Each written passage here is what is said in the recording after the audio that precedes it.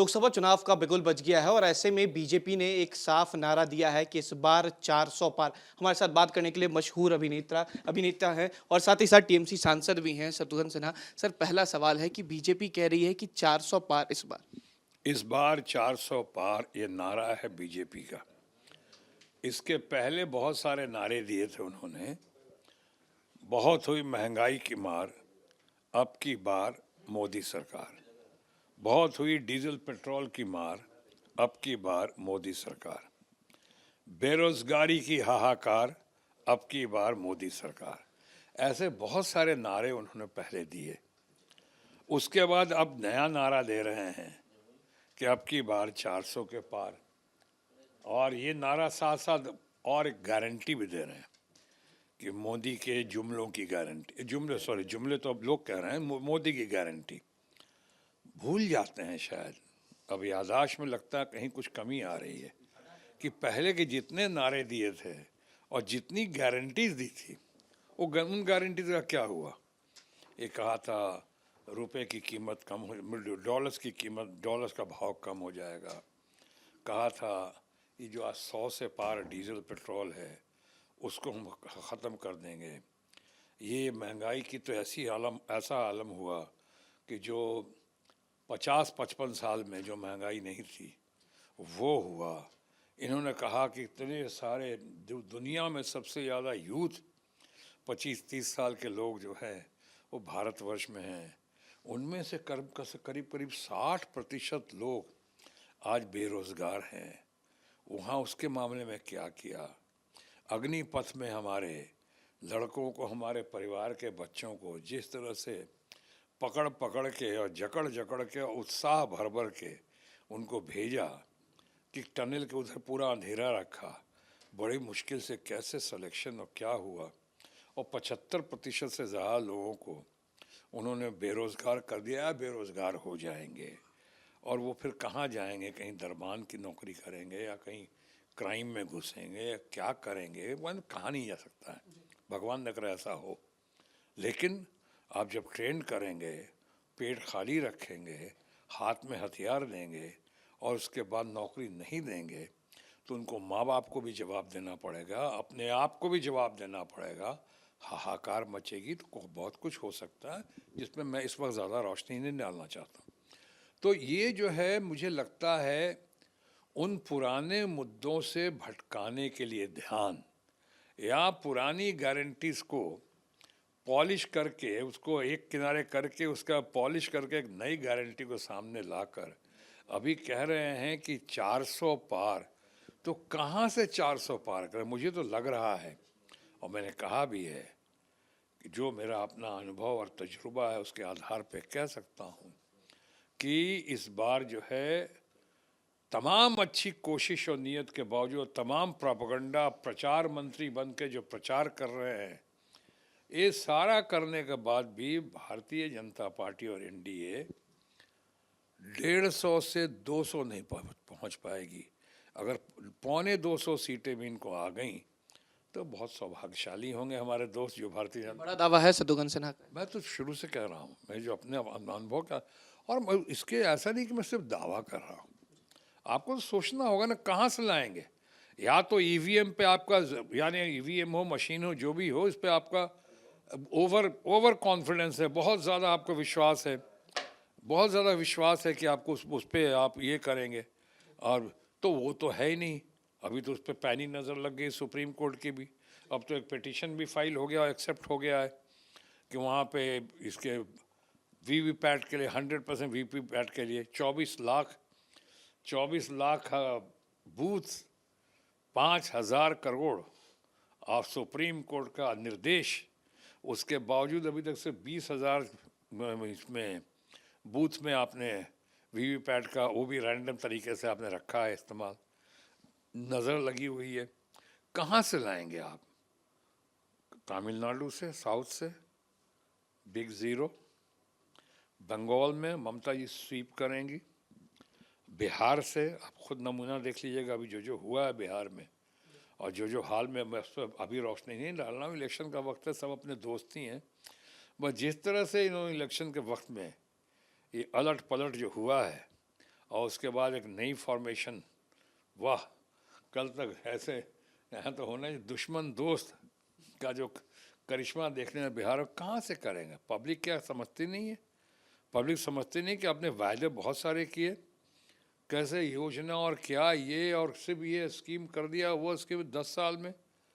भारत के प्रधानमंत्री या लोकतंत्र में, किसी भी लोकतंत्र में और किसी बड़े लोकतंत्र में शायद पहले प्रधानमंत्री होंगे माननीय प्रधानमंत्री हमारे मित्र नरेंद्र मोदी जी, जिन्होंने एक प्रेस कॉन्फ्रेंस नहीं किया है।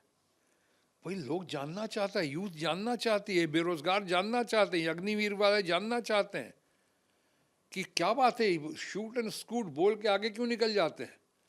कह देते हैं कि हम एक भी भ्रष्टाचारी को हम छोड़ेंगे नहीं, अभी कहा है उन्होंने शायद मेरठ में, एक भी भ्रष्टाचारी को छोड़ेंगे नहीं।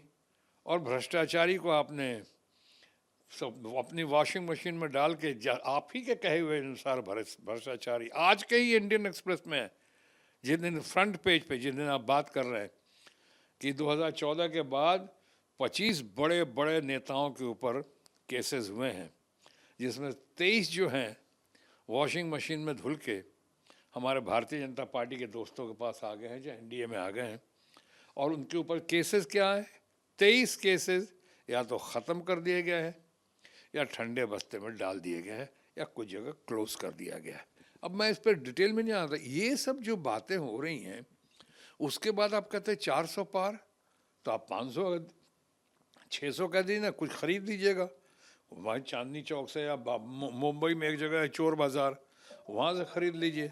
अच्छा, वहाँ से नहीं खरीद सकते तो बाकी तो आपने खरीद बिक्री का दुकान तो खोला ही आपने गोवा में ख़रीदा, आपने कर्नाटका में ख़रीदा, आपने वहाँ मध्य प्रदेश में ख़रीदा था, खरीद बिक्री को वो कर दीजिए आप।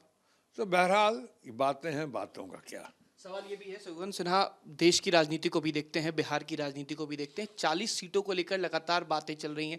बीजेपी कहती है 40 सीटें बिहार में जीतेंगे। कल प्रधानमंत्री का बिहार में दौरा है, जमुई आ रहे हैं, नीतीश कुमार, चिराग पासवान, सभी बड़े नेता साथ रहेंगे। क्या लगता है बिहार की समीकरण इस बार कहाँ जाए? नहीं, देखिए, मैं किसी इंडिविजुअल पर नहीं बोलूँगा। मुझे तो चिराग पासवान तो मुझे बहुत ही पसंद है, मैं तो बहुत प्यार करता हूँ उसके पूरे परिवार को, ख़ासकर उनके पिताजी हमारे रामविलास पासवान जी बहुत अच्छे हमारे मित्र भी थे, बहुत मानते भी थे, मैं भी मानता था, वो भी मानते थे।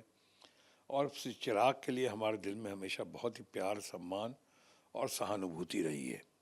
बहुत अच्छी अपब्रिंगिंग है उसके, बहुत अच्छा लड़का है वो। उसकी माँ जो है उनकी है, मैं बहुत कदर करता हूँ, बहुत इज्जत करता हूँ, अच्छे लोग हैं। इसलिए मैं किसी इंडिविजुअल के आज बारे में आज नहीं कहूँगा कि लोग क्यों साथ आए हैं, किस मजबूरी में आए हैं या किस पॉलिसी के तहत आए हैं, किस कारण से आए हैं, उस पर मैं नहीं बोलना चाहूँगा। लेकिन मुझे ये लग रहा है कि ये सब जो 40 पार और 40 लेकर आएंगे और 400 लेके आएंगे, इतने बड़े आप ज्योतिष होते और इतनी बड़ी आपकी बातें सच होती, तो अभी अगर इस चुनाव को छोड़ दे, इसके पर हर चुनाव में आप जो मुँह की खाई है, चाहे आप मुँह की खाई है आपने, चाहे कर्नाटका का हो, चाहे हिमाचल का हो, कि आपका नगर निगम का चुनाव जो दिल्ली में हुआ वो भी नेशनल इलेक्शन ही था, या अभी चंडीगढ़ में जो हुआ, तो आप देखते जाएं।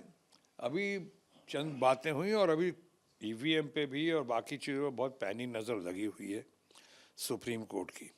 सुप्रीम कोर्ट भी जिस तरह से अभी निर्णय दे रहा है और जिस तरह से भी संजय सिंह को रिहा किया कह के कि कोई कुछ साबित नहीं होता उनके खिलाफ में।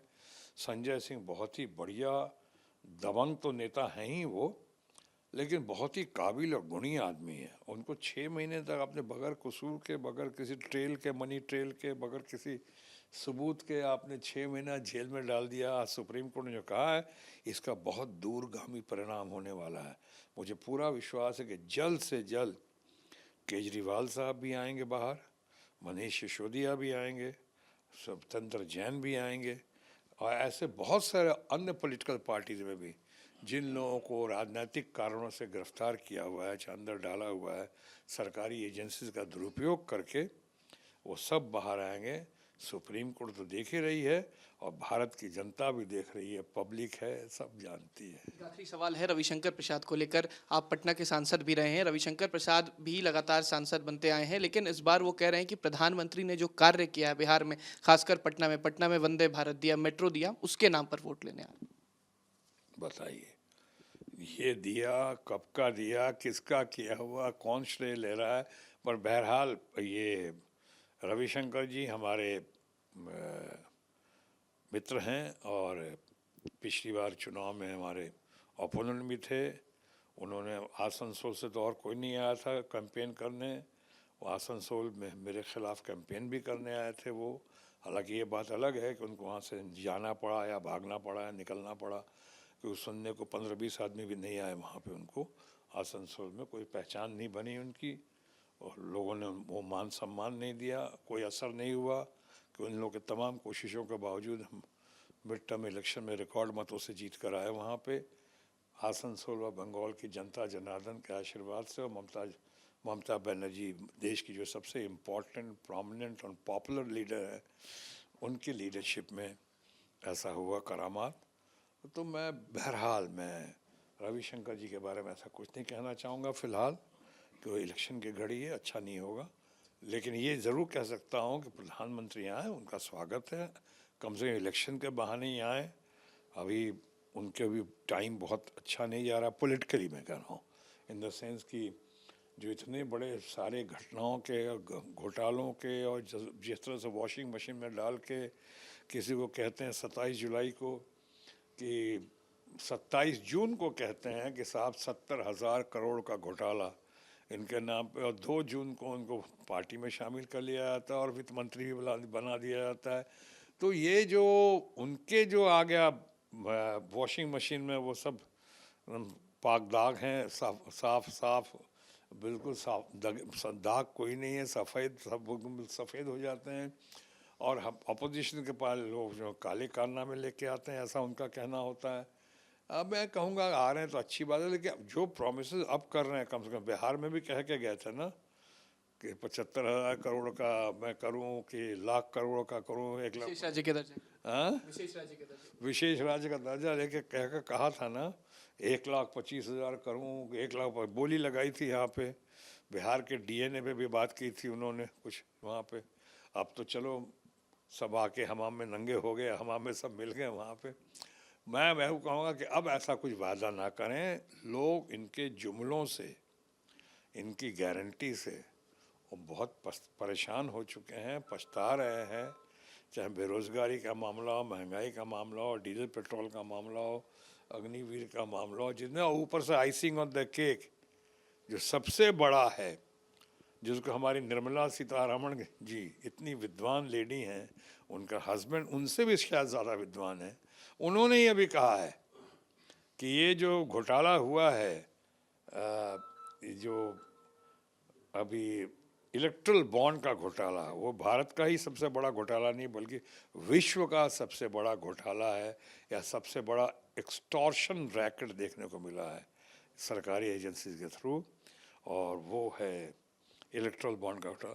तो इन सारी बातों का ध्यान रखते हुए भाई के नाते, दोस्त के नाते माननीय प्रधानमंत्री जी से भी अपील करूंगा, आएँ, हर जगह जाएँ, हर स्टेट आपका अपना है, आप प्रधानमंत्री हैं, आपका स्वागत होना चाहिए, लोग स्वागत करेंगे। लेकिन स्वागत ज़्यादा करेंगे अगर आप बातें जो हैं ईमानदारी से करें और काम जो है पारदर्शिता से करें, और अपने वादों को हमेशा जुमलों में ना परिवर्तित होने दें। बिहार की जनता को अपने अंदाज में क्या, बस क्या चूँगा, मैंने कहा अब तो कह दिया, प्यार का आपके ज़रिए पूरे देश को कह दिया, अब आपको तो खामोश भी नहीं बोल सकता हूँ। चलिए, बहुत शुक्रिया थे हमारे साथ टीएमसी सांसद शत्रुघ्न सिन्हा। साफ कहा कि बिहार आए प्रधानमंत्री, लेकिन जो वादे पहले किए थे वो करें, केवल जुमला ही ना रहे। वहीं रविशंकर प्रसाद के किए गए कार्य पर भी कहा कि ये कार्य किसने किया था और कौन श्रेय ले रहा है। वीडियो जर्नलिस्ट सत्येंद्र कुमार के साथ उत्कर्ष, न्यूज़ नेशन, पटना।